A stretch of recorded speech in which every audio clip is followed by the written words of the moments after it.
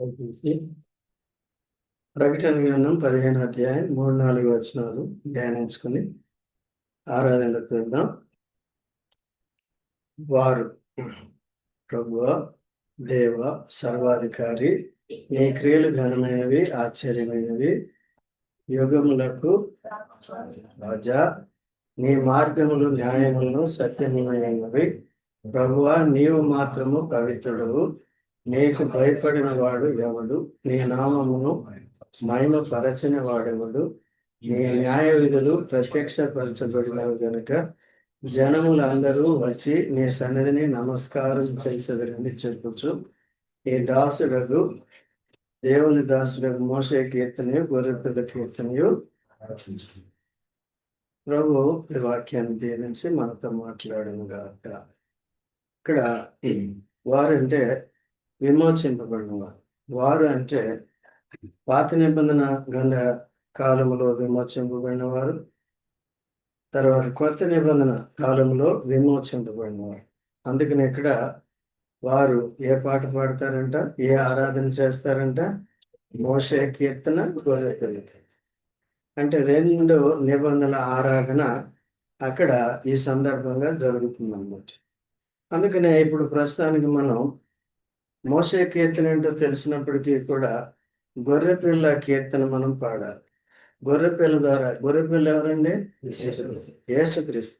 ఎందుకని గొర్రెపిల్ల అన్నారు అంటే, పాత నిబంధనలో దేవుడు ధర్మశాస్త్రం ఇచ్చాడు. అయితే జనులు పరిశుద్ధ స్థలంలోనికి వెళ్ళాలి అంటే పాప పరిహారార్థ బలి అర్పించాలి. మొట్టమొదటిగా పాప, లేకపోతే ప్రధాన యాజకుడు సంవత్సరానికి ఒకసారి అతి పరిశుద్ధ స్థలంలోనికి వెళ్ళాలి అంటే కూడా బలిని అర్పించి రక్తాన్ని చేతపట్టుకుని అతి పరిశుద్ధ స్థలంలోకి వెళ్ళి, ఇక్కడ ఈ భుజం మీద ఆయనకి ఫిల్ట్ అంటారు, ఏమంటారు, దీని మీద 6 గోత్రాలు, దీని మీద 6 గోత్రాలు, వీరి భారాలన్నీ భరించి వారి కొరకు అక్కడికి వెళ్ళి విజ్ఞాపన చేస్తారు. ఓకే, వారి మీద కోపపడొద్దని, వారి పాపాలని క్షమించింది. అయితే అలాగే యేసుక్రీస్తు ప్రభు ఈ లోకానికి శరీరధారిగా వచ్చి మానవాళి పాప పరిహారం కొరకు, అంటే అటు యూదులు కానీ ఇటు అనిజనులు కానీ, యూదులు ఇంకా వారు ఆరాధించే పద్ధతిని, వారి బలి పద్ధతిని ఆపివేసేయాలి. అన్ని జనులు కూడా వాళ్ళు చేసే విగ్రహారాధన కానీ, లేకపోతే నాస్తికత్వం కానీ, ఆస్తికత్వం, ఇదంతా కూడా ఆ పద్ధతులన్నీ కూడా ఏం చేయాలి? మానివేసేయాలి. ఆ పద్ధతులన్నీ కూడా మానేసి ఇప్పుడు యేసుక్రీస్తు ప్రభు యొక్క రక్తం చేత కడగబడి యేసు ప్రభు యొక్క బలిని అంగీకరించి కదా పాప క్షమాపణ పొంది విమోచన అనుభవంతో దేవుని ఏం చేయాలి? మనం ఆరాధించాలి. విమోచన గానములు, అందుకని మనకు పాట కూడా ఉంది కదా, విమోచన గానములతో. అయితే పాత నిబంధనలో మనం చూసినప్పుడు కీర్తనల ద్వారా దేవుని స్తుతించారు. దావీదు లాంటి వాళ్ళు వ్యక్తిగతంగా కూడా స్తుతించారు. అయితే కొత్త నిబంధనలు ఏంటంటే జిహ్వా ఫలాన్ని అర్పించారు. అంటే ప్రతి వ్యక్తి కూడా పెదవులతో దేవుని ఏం చేయాలి? ఆరాధించాలి. పెదవులతో దేవుని ఆరాధించాలంటే పెదవులు ఎట్లా ఉండాలి? పవిత్రంగా ఉండాలి. పెదవులు పవిత్రం కావాలంటే ఏం పవిత్రం కావాలి? హృదయం పవిత్రం కావాలి. హృదయం పవిత్రపరిచేది ఎవరు? యేసు. ఎప్పుడు మన హృదయంలో ఉన్నదంతా కూడా అపవిత్రతనంతా కూడా ఒప్పుకున్నప్పుడు ఏం చేస్తాడు?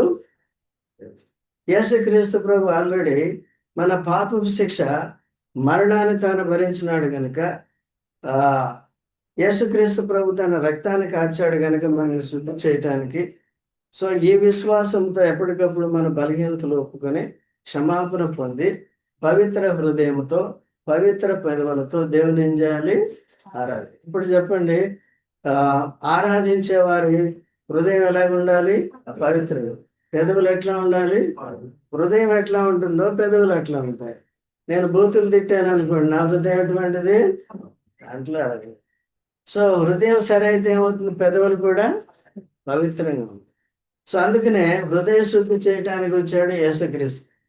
అందుకనే యేసు ప్రభు ఏమన్నా అంటే, హృదయ శుద్ధి గలవారు ధన్యులు, హృదయ శుద్ధి లేని వారు హృదయశుద్ధి గలవారు దాని హృదయశుద్ధి లేనివారు అన్యులు.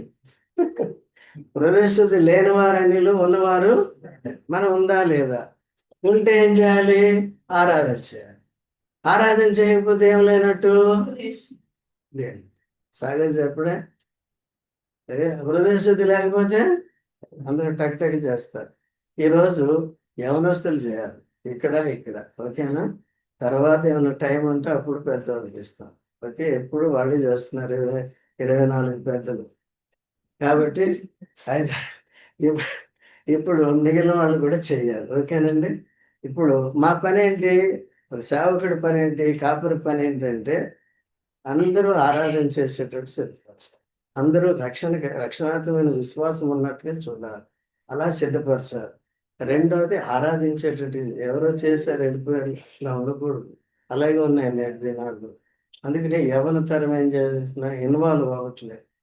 ఆ పెద్దోళ్ళు వాళ్ళే చేసుకుంటారులే అని కూర్చొని వెళ్ళిపోతున్నారు. అట్లా కాకుండా అందరూ కూడా ఏం చేయాలంటే ఇన్వాల్వ్ అవ్వాలి, ఆరాధన చేయాలి. రెండవది అందరూ కూడా ప్రార్థన చేయాలి. ప్రార్థన చేయాలంటే ఏం చేయాలి? ప్రార్థనా కూడికలకు రావాలి. ఇక జాన్ ఇక్కడ ఉన్నావా?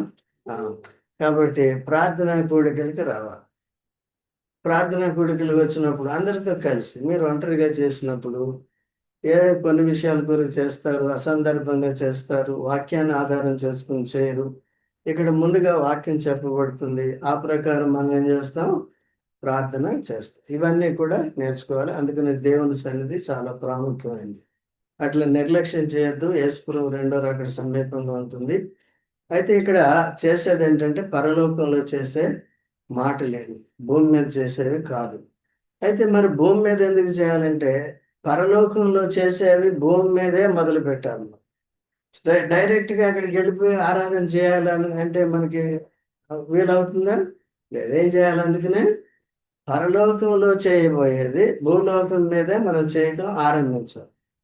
ఇట్లా రక్షణ పొందిన ప్రతి వ్యక్తి మారు మనసు, రక్షణార్థమైన విశ్వాసము, మూడవది బాప్తిసంలో పాలు పొందిన వారు, హస్త నిక్షేపణ కలిగి సహవాసం ఉంటున్నవారు ఏం చేయాలంటే దేవుని ఏం చేయాలి?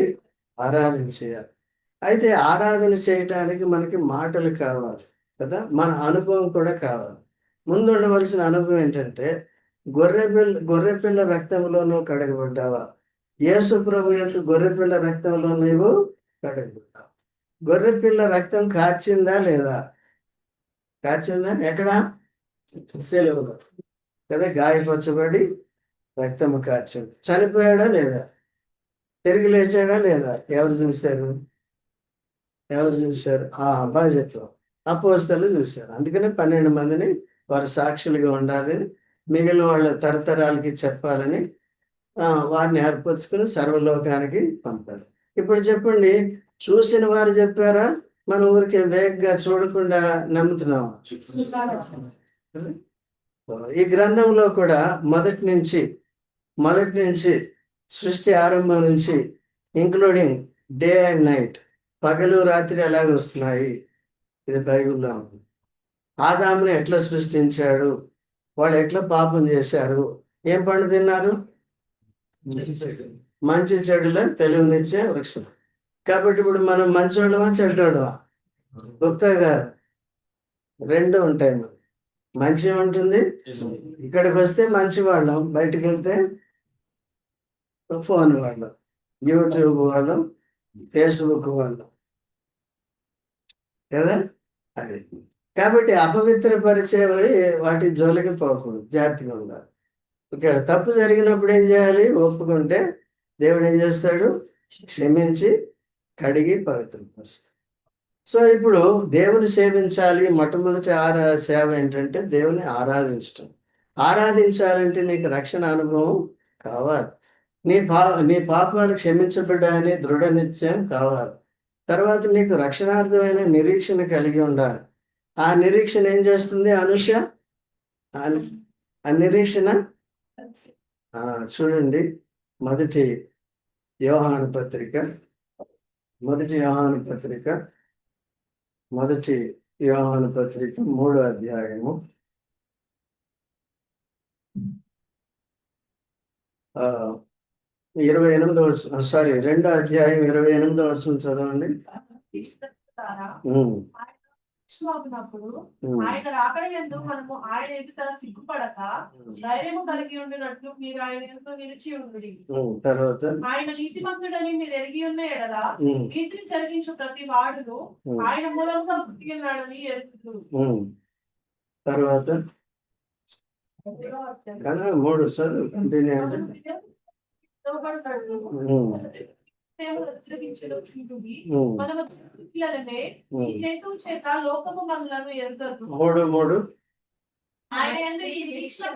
ప్రతి వాడును ఆయన పవిత్రుడైనట్లుగా తను పవిత్రుడిగా చేసుకొని ఆయన నిరీక్షణ రక్షణ పొందావు. యేసుప్రభు వస్తాడు, నేను వెళ్తాను. లేకపోతే యేసుప్రభు రాకముందే నేను శరీరం చనిపోతుంది, ఆత్మ ఎక్కడికి వెళ్తుంది?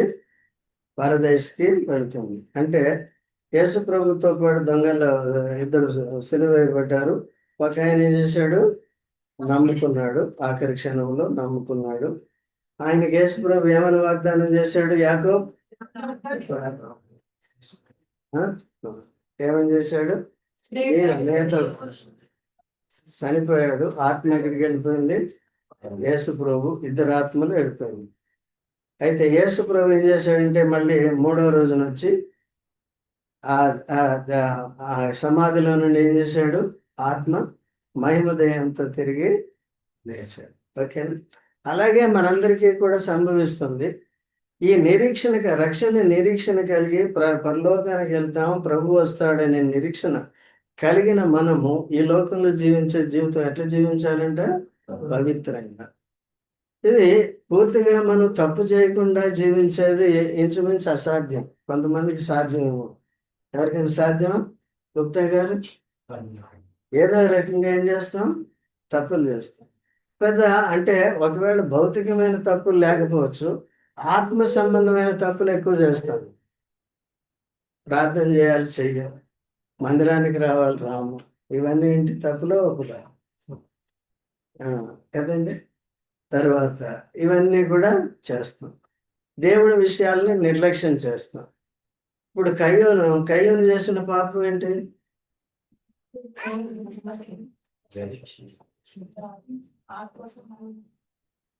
అది బాగా చెప్పావు కదా. ఆత్మ సంబంధమైన మనమే పాపం చేస్తాం. అందుకనే శరీరమునకు ఆత్మకును కలిగిన కల్మషము నుండి విడుదల పొందాలి. మనల్ని మనం చూడండి. 2 కొరింథీ 7వ అధ్యాయము 1వ వచనం. ప్రియులారా, ఉన్నవి గనుక దేవుని భయముతో పరిశుద్ధతను ఏం చేయాలి? చేసుకొనొచ్చు. అంటే అర్థం ఏంటి? It is continuous. Okay, till you we die or reach heaven. శరీరానికి ఏం కలుగుతుందండి? చెడు తలంపులు వస్తే శరీరానికి కలుగుతుంది. చెడు క్రియలు చేసామనుకోండి, ఏ క్రియలు అయితే మారుమూసు పొంది విడిచిపెట్టామో వాటిని మళ్ళీ చేస్తే అబద్ధాలు ఆడటం, దొంగతనం చేయటం, తాగటం, వ్యభిచారాలు చేయటం, ఇవన్నీ ఏంటి? ఇవన్నీ శరీర కళ. ఓకేనండి. అది కూడా ఆత్మ మీదే ప్రభావం పడుతుంది, తీర్పు. రెండవది, ఆత్మకి కలిగే కల్మషం ఏంటి? అది వారిలో పై వచనాలు ఏముంటుందంటే 6వ అధ్యాయం ఆఖరి భాగంలో, వారిలో నుండి ఏం కావాలి? మీరు వారు అంటే వాడు విగ్రహారాధన చేస్తున్నారు. వాటిలో నుండి ఏం కావాలి? వేరు కావాలి. ఇంకేముందంటే విశ్వాసికి అవిశ్వాసికి జోడి ముందుకు రావాలి. యాకోబు ముందుకు రాను, మీరు పిల్లలు పుట్టిన తర్వాత ఆడుకుంది కానీ లేదు, తర్వాత ఉంటుంది మీ సంగతి. కాబట్టి అర్థమైందండి ఏం చెప్తాను? అది విశ్వాసికి అవిశ్వాసికి ఎక్కువ. విశ్వాసులతో కలిసి వద్దామంటే కొద్దిగా కష్టం. అయితే అవిశ్వాసులతో కలిసిపోవాలంటే ఎంత సంబరమో కదండి. ఎందుకంటే వాళ్ళు లోక విషయాల్లో, శరీర విషయంలో మనం ఇది చేద్దాం అది చేద్దాం అనేటప్పుడు పెడతాం. ఓకే, ఇవన్నీ కూడా ఆత్మకు కూడా కల్మషం తోచుకున్నట్లు శరీరానికి కూడా అపవిత్రత చోటు చేసుకోకున్నట్లు రెండింటిని ఏం చేయాలండి మనం పవిత్రపరచుకోవాలి. ఎప్పటికప్పుడు సరి చేసుకుంటూ జాగ్రత్తగా ఉండాలి. దేనితో చేసుకోవాలి? దేవుని భయంతో చేసుకోవాలి. దేవుని భయంతో ఎందుకు చేసుకోవాలి కదా? ఒకవేళ కోర్టు శిక్షించింది అనుకోండి, 14 ఏళ్ళు జైల్లో వేస్తారు, లైఫ్ టైం ఏదన్నా చేస్తే. అయితే దేవుడు శిక్షిస్తే తట్టుకోండి. ఓకే, శరీరంలో వచ్చే శిక్ష తట్టుకోదు, ఆత్మలో కూడా శిక్షలో పడితే తట్టుకోదు, భయంకరం. దాని కొరకు ఏకంగా నిన్ను నన్ను పవిత్రపరచడానికి యేసు ప్రభు భూమి నుండి దేవునికి వచ్చి, దేవుని నుండి భూమికి వచ్చి కదా, తన ప్రాణం పెట్టి ఎంత ప్రేమించాడు? తన ప్రాణం పెట్టినంతగా ఎంతో ప్రేమించి తన రక్తం కార్చి మనల్ని పవిత్రపరిచి నరకం నుంచి రక్షించడానికి చేస్తే మనం దానికి అయోగ్యులంగా ఎంచుకుంటే ఎట్లా? దానికి అపాత్రులుగా ఎంచుకుంటే ఎట్లా? అంగీకరించా మంచిదే, అది కొనసాగించుకునేది కూడా చాలా ఉండాలి. సో యేసు ప్రభు యొక్క బలియాగం ద్వారా మనకి ఏమొచ్చింది? విమోచన వచ్చింది. మోషే కీర్తన ఏమని పాడారు వాళ్ళు? అది కూడా దేవుణ్ణే స్తుతించారు, మోషేని స్తుతించలేదు. మోషేని స్తుతించారా? ఏం జయకరన్నా? ఎవరిని స్తుతించారు? మనుషులు ఎవరిని స్తుతించకూడదు. ఓకే, కాబట్టి దేవుడు వారిని ఏం చేశాడంటే వారి గృహాల్లో, ఐగుప్తులో ఉన్నప్పుడు మరణదూత వారి గృహాల్లో ప్రవేశించకుండా చేశాడు. దేన్ని బట్టి? గొర్రెపిల్ల రక్తం. ఆ గొర్రెపిల్ల యేసు ప్రభుకి ముంగుర్తుగా ఉంది. అప్పుడు ఛాయ, ఇప్పుడు సత్యము. మన దినానికి వచ్చేటప్పటికి, మన సమయానికి వచ్చేటప్పటికి సత్యం. వారి కాలంలో ఛాయ. ఓకే, సింబల్ అని. ఓకే, అది కాబట్టి వారు రక్త ప్రోక్షణ ఆచారం అభ్యసించిన తర్వాత, సౌమ్యం అభ్యసించిన తర్వాత ఏం చేశారు? వాళ్ళు వచ్చారు విశ్వాసంతో విధేయత చూపించి రక్త ప్రోక్షణ ఆచారాన్ని పాటించి పవిత్రులై ఏం చేశారంటే బయటకు వచ్చారు. ఐగుప్తు పొలిమేరలకు వచ్చారు. పొలిమేరాస్ ఉన్నాయి కదా, కూరగాయలు. పొలిమేర దగ్గరికి వచ్చారు, చివరికి వచ్చారు. వచ్చేటప్పటికి ముందేముంది? ఎర్ర సముద్రం. వెనకేముంది? ఫరోసే. మధ్యలో ఏమయ్యారు? ఇప్పుడు ఇరుక్కున్నా. అర్థమైందా? అయితే ఇప్పుడు కూడా కాపాడవలసింది ఎవరు? ఆ విశ్వాసం ఉండాలి కదా. అక్కడ వారి గృహాల్లో మరణ దూత ప్రవేశించకుండా ఎవరు చేశారు? మరణం సంభవించకుండా ఎవరు చేశారు? దేవుడు. ఇప్పుడు దేవుడు చేయలేడా? ఇక్కడ వెంటనే వారికి పరీక్ష వచ్చింది, చేయలేడా? చేస్తాడు కదా. అయితే చేయలేడు. అయిపోయింది, వాళ్ళ విశ్వాసం అయిపోయింది, అక్కడికే అయిపోయింది. వెనక వాళ్ళు చంపుతారు, ముందేమో దీంట్లో దూకామంటే ఇక్కడ చేస్తాం, కొట్టుకుపోతాం. ఏం మోసే, అక్కడ సమాధులు లేవని ఇక్కడ తీసుకొచ్చావా? వాళ్ళ ఆరాధన ఇదండి. ఎక్కడ ఆరాధన?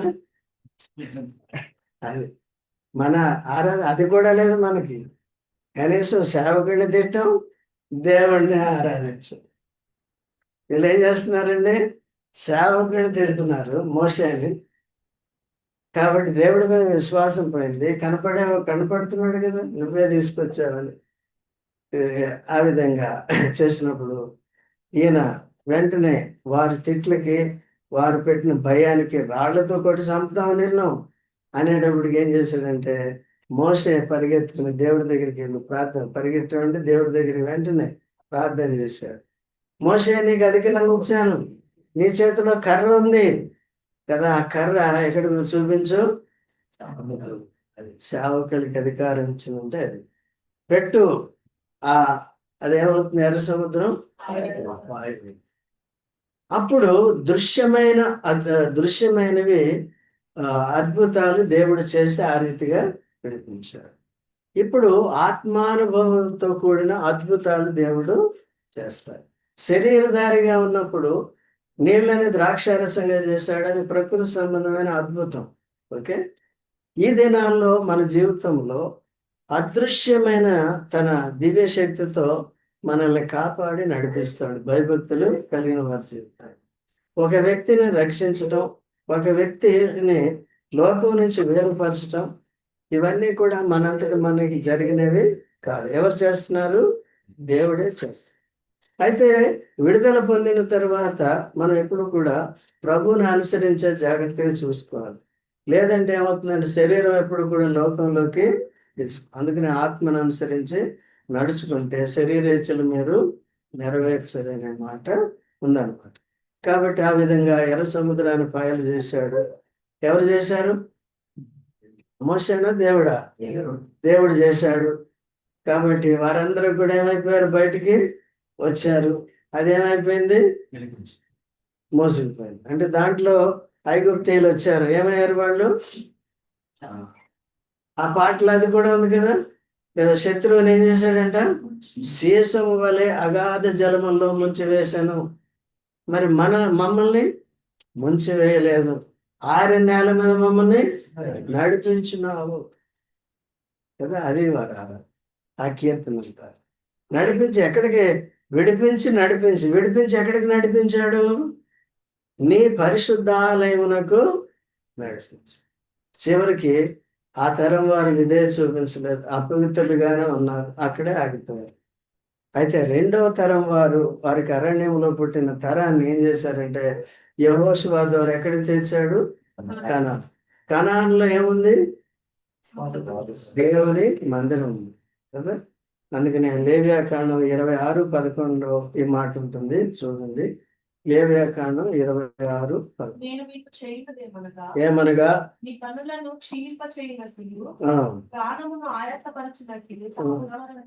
కాదమ్మా, నా మందిరమును మీ మధ్య ఉంచేదను, మీ అందు నా మనసు అసహ్యపడదు. చూడండి, వాళ్ళు గుడారాలే దేని చుట్టూ వేసుకోవాలి? మందిరం చుట్టూ. ఎందుకు మందిరం చుట్టూ వేసుకోవాలి? ఎప్పుడు కూడా మందిరంలో సేవ జరిగేటప్పుడల్లా కూడా రావాలి, బోర ఊదినప్పుడల్లా రావాలి. అందుకని హెబ్రోన్లో గంట ఉంటుంది. మీటింగ్ ఆరంభమయ్యే ముందు గంట కొడతారు, భోజనాలు పెట్టే ముందు గంట కొడతారు. చూసారా ఎవరైనా? ఓకే, అట్లా. అంటే దాని అర్థం ఏంటి? రూముల్లోని వాళ్ళు లేకపోతే ఆయా పనులు చేసుకున్న వాళ్ళు ఏం చేయాలి? రండి, బయటికి మందిరంలోకి రండి. వీళ్ళందరూ కూడా ఏం చేయాలి? మనకి గంట ఏంటి? 10 గంటలు లేస్తా అంతే. అర్థమైంది? మనకు గంట లేదు. ఓకే, ఈరోజు యూత్ దాంట్లో చిన్న మెసేజ్ పెట్టాను, చూసారా? Early to bed, early to rice, to behold the face of God అని పెట్టారు. చూసారు? మనం చూస్తాం. మొట్టమొదటి ఎవరిని చూడాలి మనం? దేవుడు ఎక్కడ కనపడతాడు మనకి? వాక్యంలో. తర్వాత ఏం చేయాలి? ప్రార్థన చేయాలి. అర్థమవుతుందండి? సో కాబట్టి ఇలాగ వాళ్ళు ఏ పాట పాడారు? వాళ్ళు మోషే కీర్తన పాడారు. మోషే కీర్తన నిర్గమాకాండం 15వ అధ్యాయంలో ఉంటుంది. అదంతా బాగా చదువుకోండి. అదే దాన్ని బట్టి ఎలాగ ఆరాధన చేస్తారో అది చూడండి. మనం కూడా సో యేసుక్రీస్తు ప్రభు ఎట్లా మనల్ని విమోచించాడు అనేది మనం చూడాలి కదా. యేసు ప్రభు సిలువ వేయబడినప్పుడు ఏం జరిగింది అంటే, సిలువ వేయబడినప్పుడు మన పాపం పరిహారం అయింది. సమాధి చేయబడి తిరిగి లేచినప్పుడు సాతాను అధికారం కూలిపోయింది. అదే మొట్టమొదటిగా ఎవరికి తీర్పు జరిగింది? సాతాను. రెండవది మన పాపానికి పరిహారం కదా. తద్వారా మనం విశ్వసించటానికి ఆధారాన్ని యేసుక్రీస్తు ప్రభువు యొక్క మరణ పునరుద్ధానాలు కలిగజేశాను. ఓకే అండి. సో ఆ విధంగా యేసు ప్రభు యొక్క శిలువ యాగం ద్వారా మనం విడిపించాడు. ఎర్ర సముద్రం పాయలవటం అంటే అర్థం ఏంటి తెలుసా మీకు? ఎర్ర సముద్రం ఏమైంది? దాని అర్థం ఏంటి? ఎర్ర సముద్రం పాయలవటం అంటే బాప్తిస్మం. వారు దేని గుండా వెళ్ళారు? త్రోవ ఏర్పడినప్పుడు ఇరుపక్కల జలములు ఉన్నాయి, పైన ఏమున్నాయి? మేఘ గుండా. అందుకని బాప్తిసాలన్నీ ఒకటి. కానీ లోకంలో ఎన్ని ఉన్నాయి? 100 ఉన్నాయి. ఏది కరెక్ట్? బాప్తిజం కొత్త నిబంధన ఆచారమా, పాత నిబంధన ఆచారమా? పాత నిబంధన నుంచి వచ్చింది. గొర్రె పిల్లగా యేసుప్రభు వచ్చింది కొత్త నిబంధన, పాత నిబంధన? ప్రతి దానికి అదే అది. అందుకని పాత నిబంధన నీకు సరిగా తెలియకపోతే కొత్త నిబంధన అర్థం. ఈనాడు పాత నిబంధన అయిపోయిందని దాన్ని పక్కన పెట్టేసి అసలు చదవలేదు. కాబట్టి బోధకులకి సైతం అర్థం అవ్వట్లేదు. కొత్త నిబంధన ఏంటండి? నెరవేర్పు. పాత నిబంధన అందుకనే లేఖనముల ప్రకారం క్రీస్తు లోకమును ఏమయ్యాడు? సిలువ వేయబడను, లోకంలో సిలువ వేయబడను, అప్పగించబడను, మన పాపముల కొరకు సమాధి చేయబడను, లేఖనముల ప్రకారం 3వ దినమున. ఆ లేఖనాలు ఏంటి? పాతం. కాబట్టి యేసుక్రీస్తు ప్రభు ద్వారా మనకి ఎటువంటి విమోచన కలిగిందో, లోకం నుంచి సాతాను అధికారం నుంచి మనల్ని ఎట్లా విడిపించాడో కదా, ఇప్పుడు మనల్ని ఎలాగ కొనసాగింపజేస్తున్నాడో ఈ విషయాలన్నింటిని బట్టి మనం ఏం చేయాలి? ఆరాధించాలి. అయితే ఈ విషయాలు, ఈ విమోచన గీతాలు కూడా మనం అందుకునే ముందు పాడుతాం. చాలా మంది వచ్చేవారు పాటల సమయానికే రావాలి. ఆరాధన ఎప్పుడు ఆరంభమవుతుంది? పాటలు మరి రావాలి కదా, కొద్దిగా సిద్ధపడి రావాలి. కనుక ఇది మీటింగ్ 10 గంటల కంటే మనం 10:30కి స్టార్ట్ అయ్యామనుకో ఎప్పుడు వస్తాం? 11:30కి వస్తాం. అట్లా చేయకూడదు. దేవుని విషయంలో ఏం చేయకూడదు. మళ్ళీ అదేమవుతుంది? పాపం అవుతుంది. పాపానికి పాపం ఏం చేస్తుంది? కూర్చుకో. తెలియక ఇట్లా జరుగుతాయి. కొన్ని పరిస్థితులు ప్రతికూలంగా ఉంటాయి. సో కొన్నిసార్లు క్షమించమని అందుకని వచ్చి కూర్చొని మొట్టమొదటి ప్రార్థన చేయాలి. చేసినప్పుడు ప్రభువా నీ సన్నిధికి వచ్చాను, నీ వాక్యంతో మాట్లాడు అని చేస్తారు. కానీ అక్కడ వినేది ఉండదు, సరి చేసుకునేది ఉండదు, ఏముండదు. ముఖ్యంగా నేను లేటుగా వచ్చాను ప్రభువా క్షమించు, లేదు సమయానికి వచ్చాను ప్రభువా, ఈ యొక్క పాటలు పాడేటప్పుడు ఏకీభవించడానికి, వాక్యాన్ని శ్రద్ధగా వినటానికి, గుర్తు జ్ఞాపకం పెట్టుకోవటానికి, ఆ ప్రకారం నేను అనుభవంతో ఆరాధించడానికి సహాయం చేయి. బలలో కూడా ఏం చేయాలి? యోగ్యంగా పాల్పొందటం అంటే అర్థం ఏంటండి? సరి చేసుకో. సరే ఇంక రోజు అదే తప్పు సరి చేసుకుంటావు. లేటుగా వచ్చావు, ఒప్పుకున్నావు, మళ్ళీ అదేనా ప్రతి ఆదివారం? ఎవరు క్షమిస్తారండి అట్లా? మీరు క్షమిస్తారా నేను అట్లా చేస్తే? కదా, ఏదైనా ఒకే తప్పు, మిమ్మల్ని ఏదో తిట్టానో ఏదో చేశాను, ఊరుకుంటారా? లేకపోతే మా డేవిడ్ దగ్గర అప్పు తీసుకున్నాం 1,00,000 రూపాయలు, ఏదో సంవత్సరం అయింది ఇవ్వలేదు, 3 సంవత్సరాలు అయింది ఇవ్వలేదు, ఊరుకుంటావా? అట్లా ఉండకూడదు. ఓకే, దేవునికి ఏమండకూడదండి ఎప్పుడు ఇలాంటి కోపం తెప్పించే పనులు చేయి. టైం అయిపోయింది. దయచేసి మళ్ళీ రండి. 15వ అధ్యాయం. ఏమని ఆరాధన చేయాలంటే ఇప్పుడు ప్రభువా దేవా. ఇక్కడ ఆడిన మాట ఎక్కడైనా ఆడారా? చెప్పిన మాట ఉంది ఇక్కడ? చాలా మంది ప్రతి దానికి ప్రతి సెంటెన్స్ ప్రభువా దేవా, ప్రభువా దేవా, ప్రభువా ఎట్లా ఉండకూడదు. మనిషితో ఎట్లా మాట్లాడుతాం అట్లాగే చేయాలి.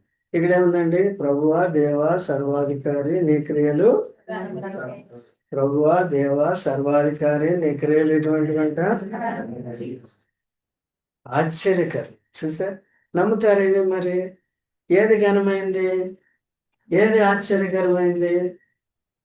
ఇప్పుడు నువ్వు పీల్చే గాలి ఆశ్చర్యం కదా. నిన్ను నన్ను తల్లి గర్భంలో రూపింపబడటం అది ఆశ్చర్యం కదా. కదా, అదేంటది? ఆ సిటీ స్కాన్లో అంటే నాకు భయం. అది క్లోజ్డ్గా ఉంటుంది, ఎంతే హోల్ లోపల పంపిస్తారు. నాకు దాంట్లో పోవటం అంటే పోను, అందుకని అక్కడికి పోను నేను. ఎంఆర్ఐ అమ్మా, అది సిటీ స్కాన్ అలా ఉండదా? ఓకే, ఎంఆర్ఐ అంటే అది. కాబట్టి ఊపిరి జలుపుదా అనమాట. ఓకే, సో అలాంటప్పుడు మన స్వేచ్ఛగా ఈ గాలి ఇస్తున్నాడంటే మొట్టమొదటిగా శరీరానికి దేవుడిచ్చే ఆధారం, జీవించడానికి ఆధారం ఏంటి? అది ఒక 10 నిమిషాలు ఆపేసాడు, 10 అవసరం 2-3 నిమిషాలు చాలు, ఏమవుతుంది? అయిపోయింది. అట్లే శరీరానికి గాలి ఎంత ముఖ్యమో అదే తిండి నీళ్ళ కంటే కూడా ప్రాముఖ్యమైనది అది ముక్కు ముఖ్యం, తర్వాత నోరు. అదే అది తర్వాత ఆ ఏమైంది ఆ ఆత్మ. ఆత్మ ఆత్మకి యేసు ప్రభు అంతే ప్రాముఖ్యం. అందుకనే భక్త్ సింగ్ గారు ఏమన్నారు తెలుసా, అది నువ్వు నువ్వు యేసు ప్రభుని వదిలేయండి అని చెప్తే వాళ్ళ తల్లిదండ్రులే వదిలేయి అప్పుడు మన ఇంట్లో ఉండు అంటే, ఆయన గాలి పీల్చుకోకుండా ఉండగలము మనం. అట్లాగే శరీరానికి గాలి ఎంత ముఖ్యమో ఆత్మ కూడా యేసు ప్రభుని పక్కన పెడితే ఆత్మ చచ్చిపోతుంది, శాశ్వత కాలం నరకంలో వెళ్ళిపోతుంది. గాలి పీల్చుకుంటే శరీరం ఏదో ఒక రోజు చచ్చిపోవాల్సిందే, కానీ ఆత్మరక్షణ కొరకు ఎవరు కావాలి? యేసు ప్రభు చాలా ప్రాముఖ్యం. కాబట్టి ఈ మాటలతో మనం ఆయన క్రియలు ఎటువంటివంట, పాత నిబంధనలో కానీ కొత్త నిబంధనలో కానీ దావీదైతే సృష్టిని సూర్యచంద్రులను చేశావు కదా, పర్వతాలు నిర్మించావు, సముద్రాలను చేశావు. ఇదంతా ఒకరి ఆత్మీయంగా మనల్ని ఏం చేశాడు, రక్షించి వాటి కొరకు ఏం చేసి తన ప్రాణమే. ఈ ఆధిక్యత ఎంత గొప్పది, దాన్ని బట్టి ఆయన క్రియలు ఎటువంటివి, తర్వాత ఇంకెటువంటి తర్వాత క్రియల కంటే ముందు ఆయన ఎవరండి, సర్వాధికారి. సర్వాధికారికి ఏం చేయాలి మనం, ఆయన లోబడి. ఎప్పుడైతే అవిధేయత చూపిస్తామో లోబడనట్లు విధేయత చూపిస్తామప్పుడు సర్వాధికారి నీ క్రియలు ఘనమైనవి, ఆశ్చర్యమైనవి, యుగం కదా. సౌలు రాజు ఎంతకాలం ఉన్నాడు, 40 సంవత్సరాలు. దావీదు రాజు ఎంతకాలం ఉన్నాడు, 40 సంవత్సరాలు. యేసురాజు ఎంతకాలం ఉంటాడు, అర్థమైందా. ఈ లోక రాజుల్లో మనకు వద్దులండి. కాబట్టి అట్లా మనం కూడా ఎవరు, రాజులైన ఎంతకాలం, శాశ్వతం. యేసు ప్రభులో ఆయనకి శాశ్వతం, మనకి శాశ్వతం. తర్వాత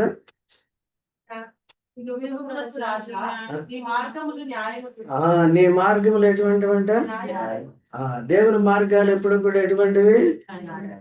ఇప్పుడు యేసు ప్రభు ఎవరు, మార్గం కదా. మార్గం ఎక్కడికి మార్గం, పరలోకానికి మార్గం కదండి, అంటే జీవ మార్గం కదా. ఇప్పుడు మార్గాలు ఎన్నాను, ఇరుకు మార్గం, మనమంతా యేసు ప్రభులో లేకపోతే ఎక్కడున్నాం, విశాల మార్గం ఎక్కడ తీసుకెళ్తుంది. యేసు ప్రభు ఏమయ్యాడు, జీవ మార్గం. ఏ జీవం, నిత్య జీవం. క్రీస్తులో జీవం అంటే నిత్య జీవం. ఓకే, యేసు ప్రభుని అంగీకరించి ఆ ఇరుకు మార్గంలో నడుచు.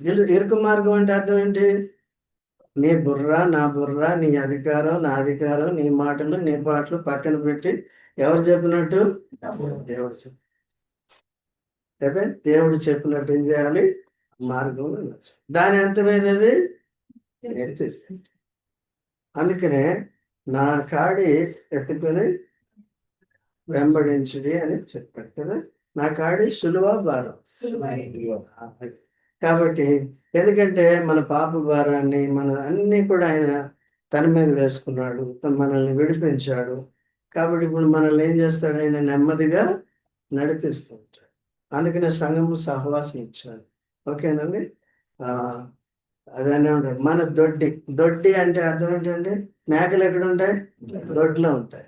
ఇదేంటిది, దొడ్డి. ఈ దొడ్లో లేకపోతే మీటింగ్ ఉన్నప్పుడు దొడ్లోకి రాలేదనుకో ఎక్కడ పోయినట్టు, ఎక్కడెక్కడో తెలియదు. దేవుడు ఏమంటున్నాడు, ఎద్దు తన కామంది నెరుగును, గాడిద తన సొంతమని. మనకేంటంటే తెలియలేదు. అందరూ చెప్పరా, అర్థమైందండి. సరే, తర్వాత చెప్పమ్మా. న్యాయములను దేవుడు ఎప్పుడన్నా అన్యాయం చేస్తాడో, అన్యాయం చేయట అసంభవము. ఓకే అండి. ఏది చేసినా ఏం చేసినట్టే.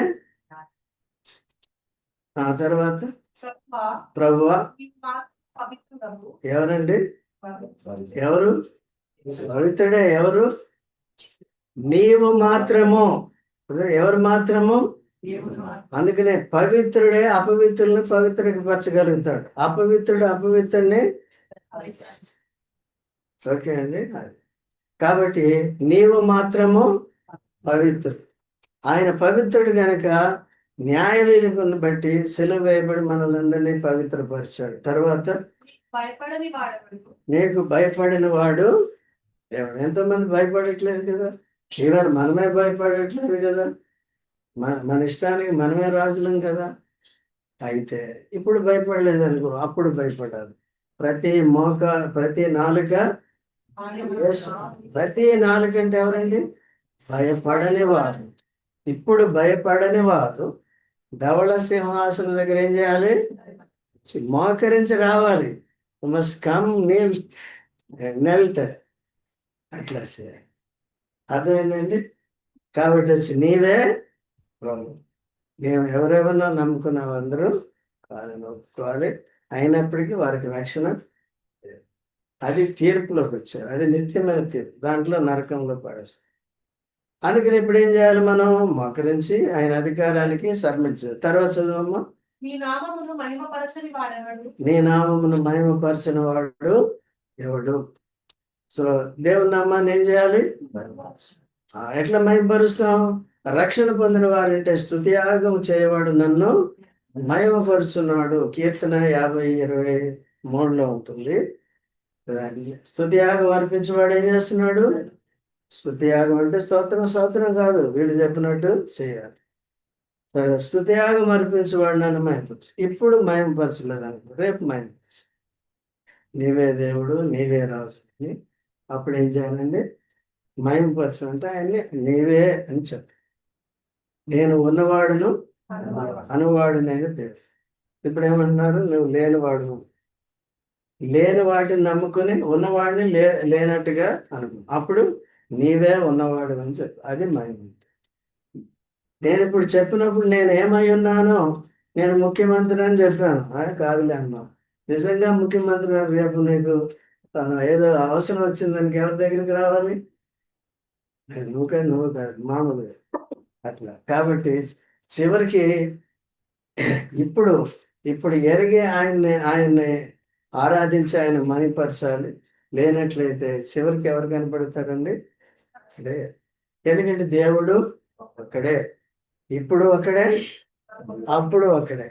కాబట్టి ఇప్పుడు లోకంలో అనేక మంది ఉన్నారు. అంటే మనుషులు చేసుకున్న దేవుడు ఉన్నారు, లేకపోతే దేవుడు తాను బయలుపరుచుకుని తన ప్రజలుగా మనల్ని చేసుకున్నాడు. కాబట్టి ఆయనకి అంత విధేయ చూపించి ప్రతి ఆదివారం మొదట ఏం చేయాలి? ఆరాధన చేయాలి. తర్వాత ఏం చేయాలి? ఇది ఎక్కడి నుంచి వచ్చింది? ఈ సర్వీస్ ఆర్డర్ ఎక్కడి నుంచి వచ్చింది? సాతాను నుంచి. పాతని బాగా చెప్పాము. పాతని నుంచి మొదట ఏమర్పించారు? రెండోది ఏమర్పించారు? ఇవన్నీ కూడా మనం ఎరగాలి, ఆరాధి. కాబట్టి మనం కూడా అంటే వాడి పద్ధతిలో కాదు, మన బలి పశువు ఎవరు? కాదు ఏ విధంగా మనల్ని విమోచించాడు, ఇవన్నీ కూడా. సో ఈ విధంగా ఆరాధన చేయాలి. ఆరాధనలోకి వెళ్దాం.